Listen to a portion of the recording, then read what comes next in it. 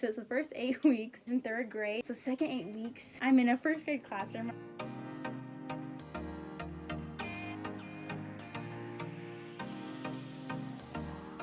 I passed.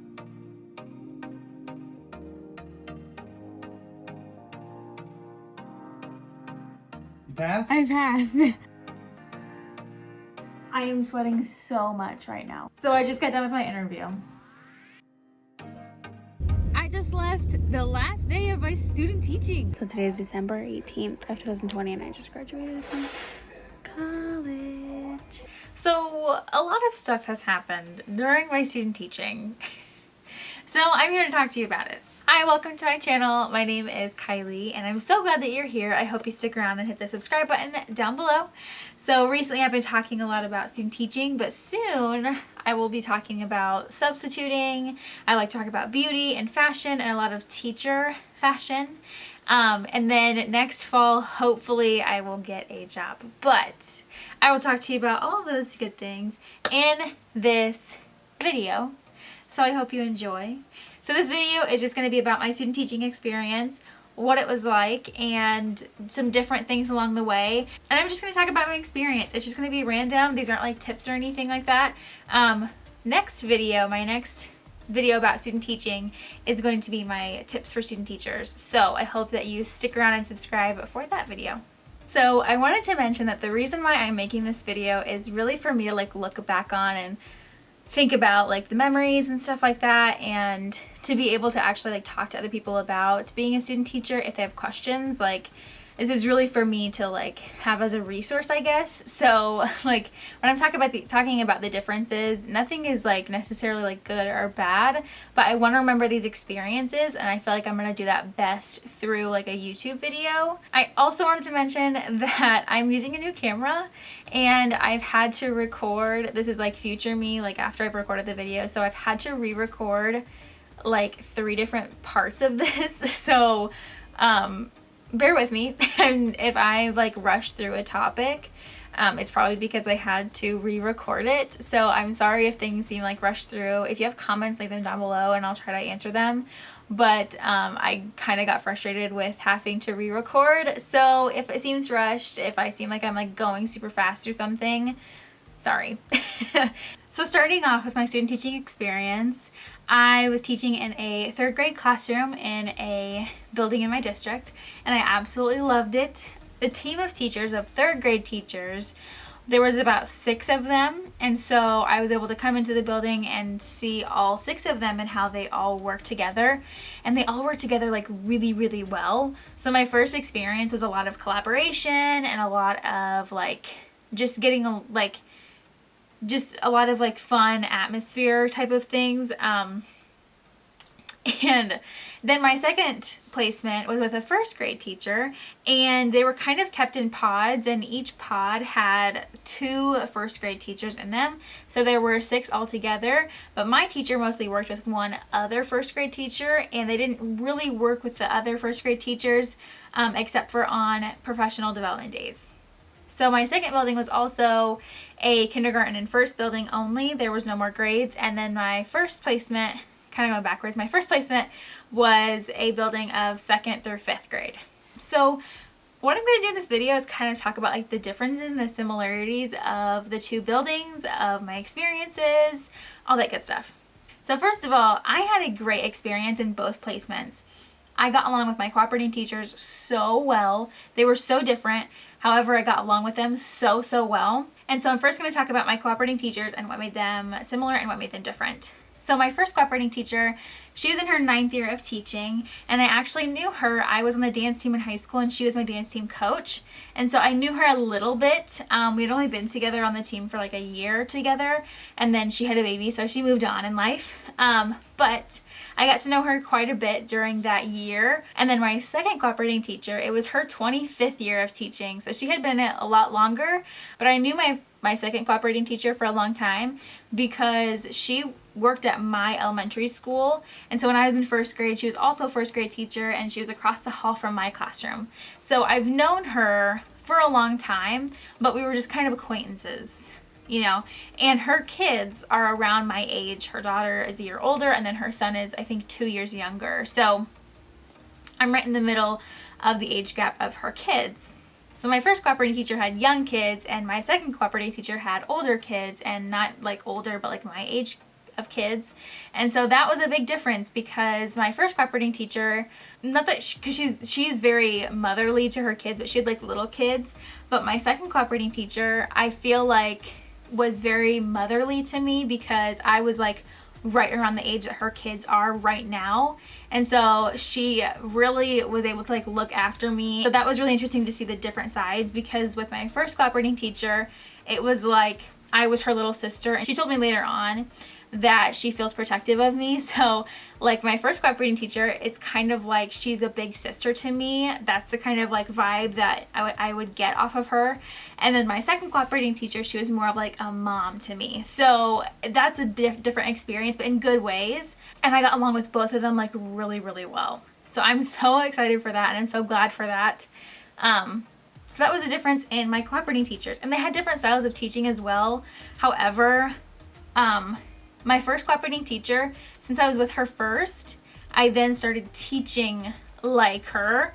And so when I went to my second placement, I just kind of carried that over. And like, I'm very loud when I teach, and so I just kind of carried that over, and that wasn't a big deal. But yeah, so those were like the differences and similarities in my cooperating teachers, and I hope it made sense. I don't know, it makes sense to me, because just like the thought of like the difference in their age made the experience different for me. My sister, my own sister, is similar in age to my first cooperating teacher, and my mom and my second cooperating teacher are very, very close in age. So that it was just very cool to me. Like, I went from having like the bigger sister who was like giving you advice, but like let you go kind of thing, and like figure it out really. And then my second cooperating teacher, who was very like motherly and nurtured me and like helped me to grow a lot as well. So those are the differences and similarities in my cooperating teachers. The next aspect that I wanted to talk about is the buildings. And there's two like differences in them, and so I'm going to go over those like super quick, because they're not really that important. So the first aspect is the windows, and that sounds so dumb, but it makes a big difference for me anyways, for my personality, I think. So in the first building, each classroom had like 2 huge windows. I mean, like big side-by-side windows. And it was so nice for like that natural lighting, and it was just nice. And in the second building, in the classroom that I was in, it had 1 window, and it was like a small window, and it faced another wall of the building. And so there was no natural lighting coming in, because the roof was also over it. So there's no natural lighting coming in. And like, you could tell like when we went out for recess, like the kids like longed to be outside. It wasn't just about the playground equipment. There's no way. Like they wanted to be outside, and they wanted to be in the sunlight, and or even if there wasn't sun outside, like just some fresh air and like fresh views, I guess. So that's a big thing for me, I think, because I got a lot of migraines at my second placement. And at first I thought it was a stress, but now that I'm done, I think it was because there was 1 little window, and that's just not good for the soul, I don't think.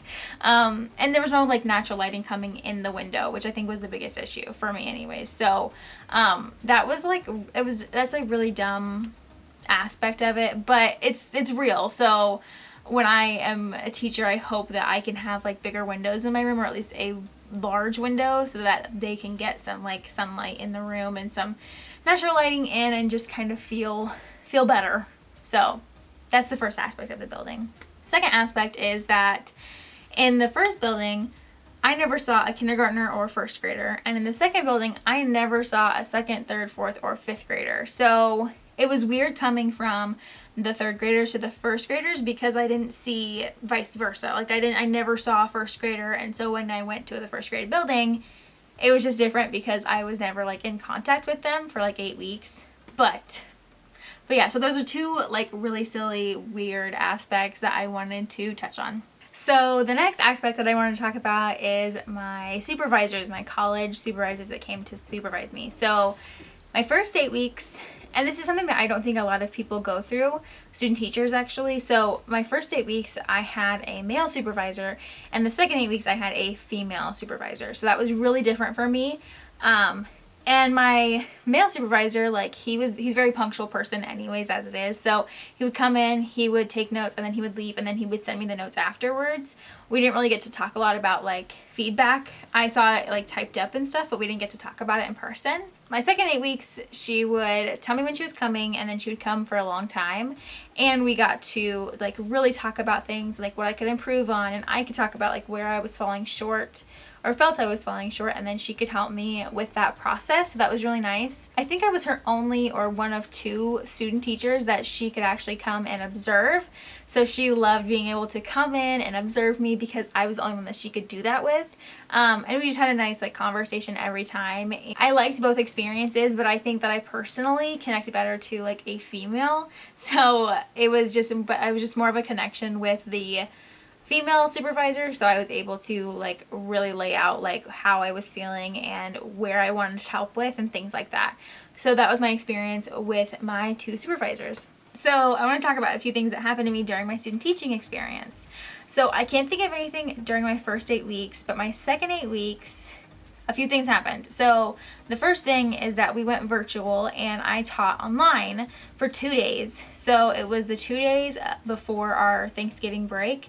We taught that Monday and Tuesday, and then we had Wednesday through Friday off. So I taught online, and I can link those videos in the cards where I set up for that. And I don't know if it's this way or this way, but where I set up for the virtual teaching as well as like the vlog of me virtual teaching. That was such a good experience. And I was actually kind of nervous that I wasn't going to get the experience. You know, the pandemic, this was not even on my radar a year ago. However, as soon as it hit, then it was on my radar. But I really wanted the experience of virtually teaching because I had no idea how that was going to go. So I was able to experience like getting my kids on Zoom and figuring out, okay, this is not working. How can I get this to work for you? How can I help you out? And so that was a good experience, and I'm actually teaching them from home. You know, we had some muting and unmuting issues. We had some sound issues. We had some internet issues. So it was really interesting, and I'm so glad I have the experience because if that happens again, I think I have the ability to get on Zoom, get my kids on Zoom and teach. So that was a really good experience. And then the second thing that happened is that I was able to interview for a kindergarten position. So it was virtual, it was at my house, and I was sweating buckets, but the process of like filling out an application and seeing like how long that took, it was a long time, getting the reference letters from my cooperating teachers and just doing all those things was really a good experience for me. So if you are able to interview, even if you don't think you're going to get the job, interview. It's a great experience. And I did not get the kindergarten position that I applied for, but that's okay because now I get to sub, and there will be things in the future that I can apply for and hopefully get a job in the future. But it was a really great experience. Like seriously, if you have the opportunity, go for it. Overall, I had a great experience. I am not the person that I was 16, 17 weeks ago at the beginning of this experience. I don't even know who she is now. Like, just the teacher that I am now, I couldn't have even dreamed of because I've grown so much, and I didn't really think it was possible, but you grow so much during student teaching. Like, take advantage of it. Really dive deep into like who you are, who you want to be as a teacher, and try to make that happen when you're a student teacher. But you grow so much during student teaching, and you should be trying to grow, trying new things, trying things out. Just really go for it during student teaching. I mean, there's really not a whole lot to lose. So just try new things and try to be the best version of you that you can be. I had a great experience. I'm so blessed. I'm so lucky that I had a great experience with both my placements. That's hard to come by. And so I just hope that you go for it and you try new things during this experience. It's a one in a lifetime. Seriously, it'll never be the same. You'll never be able to go back to that. So, just like try everything that you want to, and I wish you the best of luck. And if you're done student teaching, congratulations. And if you're going to student teach soon or anytime really in the future, good luck. You'll be great, and just try your hardest and just really do it for the kids. As long as you have like your students' lives and their best interests at heart, you'll be a great teacher. So I hope you enjoyed this video. My next video is going to be a student teaching tips video, and I'm hopefully gonna have a guest. We'll see. I'm hoping so, but we'll see. I hope you enjoyed this video. It's probably all over the place, but I hope you enjoyed it, and I will see you all in the next one. Bye!